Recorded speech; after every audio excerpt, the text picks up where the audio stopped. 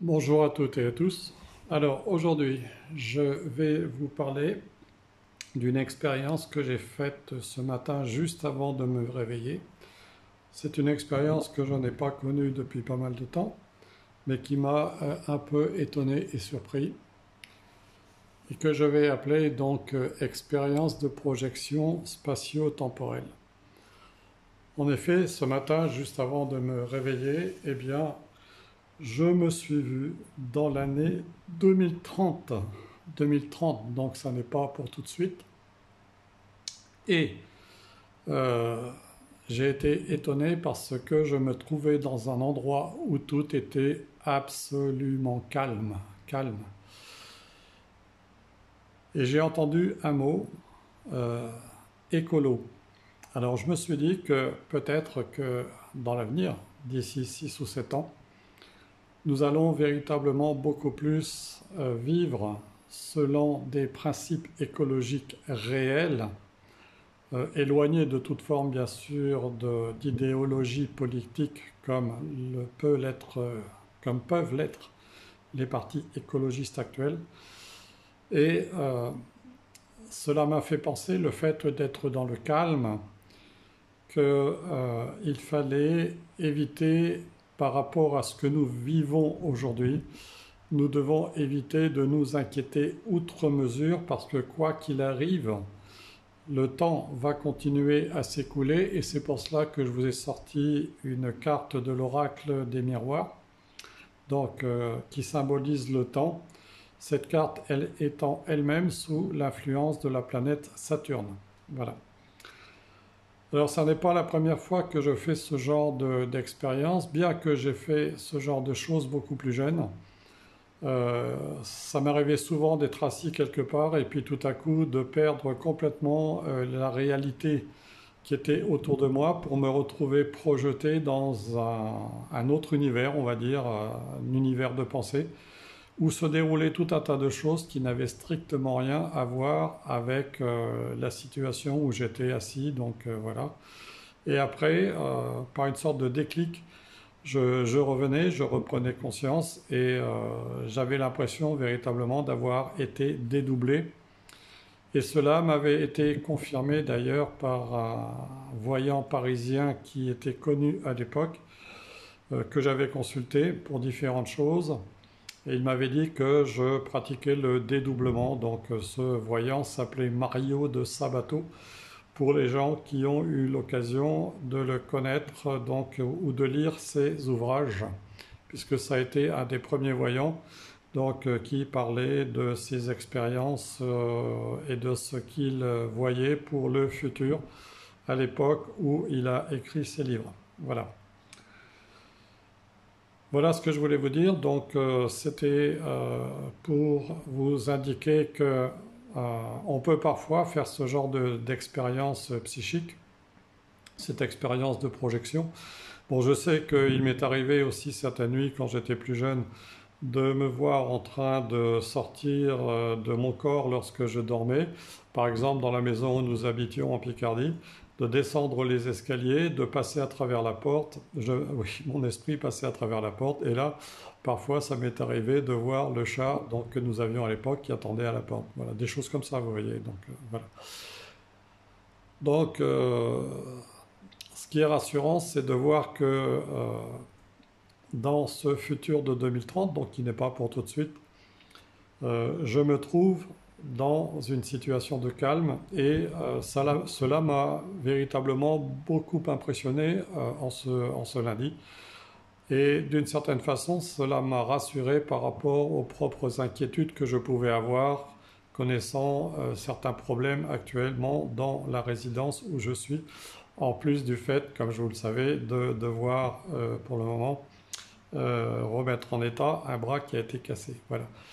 Alors ça, c'est la première chose que je voulais vous dire et dans quelques instants, je vais vous parler d'autres expériences, mais cette fois-ci, on va appeler ça des expériences de communication avec certaines formes d'esprit, donc restées euh, après leur propre départ de la vie physique. Alors voilà, maintenant je vais vous parler de deux expériences que j'ai eu l'occasion de faire à certaines années, à un certain nombre d'années d'intervalle, concernant, disons, des phénomènes étranges qui se sont produits la nuit, donc pendant que je dormais, ou alors juste avant de me réveiller. Et pour cela, donc, j'ai sorti trois cartes du jeu de l'Oracle Roi, la carte des lieux chargés, la carte de l'esprit et la carte des esprits. C'est pour vous dire que je ne suis pas le seul à avoir vécu ce genre d'expérience. Il y a pas mal de gens qui ont visité certains lieux et qui ont eu des ressentis par rapport à certains lieux, euh, par rapport à des événements qui se sont produits dans ces lieux, souvent des événements tragiques. Ainsi, en ce qui me concerne, en 1979, donc j'étais à Paris, je logeais à Paris, non loin de la station de métro Stalingrad, où j'allais prendre le métro le matin et jusqu'à la station Nation, et ensuite je prenais le RER jusqu'à Nogent-sur-Marne, où je suivais un cours enfin je suivais une formation de 6 mois pour pouvoir être dans le tourisme où j'ai travaillé pendant 22 ans. Alors à l'époque, donc, quand je n'étais pas très argenté, je venais juste de quitter une année d'enseignement en tant que professeur d'anglais, mais je voulais donc changer de carrière parce que je m'étais aperçu que l'enseignement donc des langues n'était pas, disons, dans mes cordes, ou plutôt ça ne correspondait pas à ce que je souhaitais faire. Et donc je me suis lancé dans le tourisme. Et pour cela, donc j'ai suivi ce stage. Et à Paris, il avait bien fallu que je me loge, mais comme je n'étais pas très argenté à l'époque, je louais dans un ancien hôtel meublé où les gens avaient euh, anciennement la possibilité de se faire la cuisine. C'est ce qui vous permettra de comprendre ce qui m'est arrivé. Alors un matin, donc, parce que bon, quand je rentrais le soir de Nogent-sur-Marne, je travaillais facilement jusqu'à 23 h minuit parce que les cours étaient intensifs. Et donc, il fallait que je réussisse l'examen final pour pouvoir justement ensuite être embauché donc, dans une agence de voyage. Alors un matin, donc juste un peu avant de me réveiller, j'ai ressenti des impressions étranges dans la chambre où j'étais logé. Bon, cela dit, j'ai gardé ces impressions pour moi, vous savez, comme si un esprit était en train d'essayer de communiquer avec le mien. Je ne sais pas pourquoi. Enfin, je ne savais pas pourquoi, je l'ai su après. Et après m'être levé, donc je suis allé suivre ma cour et le soir je suis rentré, à peu près vers 19 heures. Et en rentrant, je suis allé voir la personne, donc ma logeuse, et je lui ai posé à brûle pour point cette question. Je lui ai dit, écoutez madame, est-ce que dans ma chambre, il n'y aurait pas quelqu'un qui serait décédé? Et là, j'ai vu cette personne ouvrir des yeux grands comme des soucoupes, écarquiller complètement les yeux. Elle a commencé à blanchir, à pâlir, elle était vraiment étonnée. Et donc, elle n'a rien dit pendant une minute ou deux. Et après, elle m'a regardé et elle m'a dit, bien si, donc dans votre chambre, il y a quelques années, il y a quelqu'un qui s'est suicidé au gaz. Voilà. Donc c'est pour vous dire que j'avais ressenti quelque chose qui était étrange dans cette chambre et apparemment donc il devait y avoir une rémanence de cet événement tragique qui fait que je l'avais capté par mon propre psychisme. Vous voyez. Donc c'est vrai qu'il existe un certain nombre de lieux où souvent lorsqu'il y a eu des événements tragiques, eh bien les gens qui ont une certaine forme de médiumnité comme moi sont capables de percevoir qu'il s'est passé quelque chose. Voilà. Alors le deuxième événement, là c'est beaucoup plus récent, c'était en 2017. Lorsque je me suis rendu en Grande-Bretagne donc, pour aller voir des amis dans la région de Liverpool, à peu près à 25 km de Liverpool, ce qui m'a donné l'occasion d'ailleurs avec ces amis d'aller voir le musée des fameux Fab Four, comme on dit en anglais, donc les Four Fabulous, autrement dit les Beatles. C'était très intéressant. D'ailleurs, si vous avez l'occasion d'y aller un jour, pour les gens qui aiment les Beatles, bien sûr, allez-y. Et là encore, donc, je suis parti avec ma propre voiture, donc j'ai pris un ferry entre Dieppe et Newhaven. Et j'avais prévu, donc, compte tenu que le voyage entre la frontière et Liverpool était un peu long, donc de prendre une nuit d'hôtel à Reading, qui était un peu éloigné donc de la côte. Mais c'était un bed and breakfast donc assez ancien.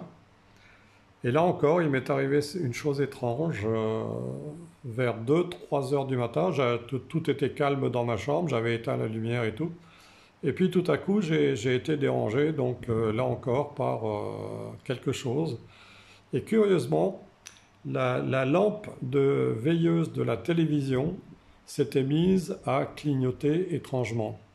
Alors que vous savez que normalement, quand vous éteignez un téléviseur, bon, ben, vous allez avoir une lampe, enfin une veilleuse, une LED qui va s'allumer, mais en principe, elle reste fixe. Et là, j'ai été étonné donc que cette lampe continue à clignoter. Alors à un moment donné, donc, j'ai dit tout fort à cette entité de me laisser tranquille. Et au bout d'un certain temps, eh bien, la lampe de ce téléviseur a cessé de clignoter. Alors vous pourrez me dire que c'était éventuellement un phénomène électrique, mais enfin personnellement je trouve ça bizarre, d'autant que bon, le téléviseur avait l'air récent, donc il n'avait sans doute pas l'occasion de se mettre à clignoter au niveau de la veilleuse tout seul. Hein, c'est bien la première fois que je voyais ce genre de choses. Voilà, et après, donc, une fois que j'ai eu dit à cette entité de me laisser tranquille, eh bien, le phénomène s'est arrêté et donc ça ne s'est pas reproduit. Voilà, c'est pour vous dire que justement, eh bien, parfois, on peut vivre des choses étranges et que nous sommes loin de connaître totalement le fonctionnement de notre esprit, comme le prouve ce genre d'expérience. Voilà, je vous embrasse toutes et tous et je vous dis à bientôt.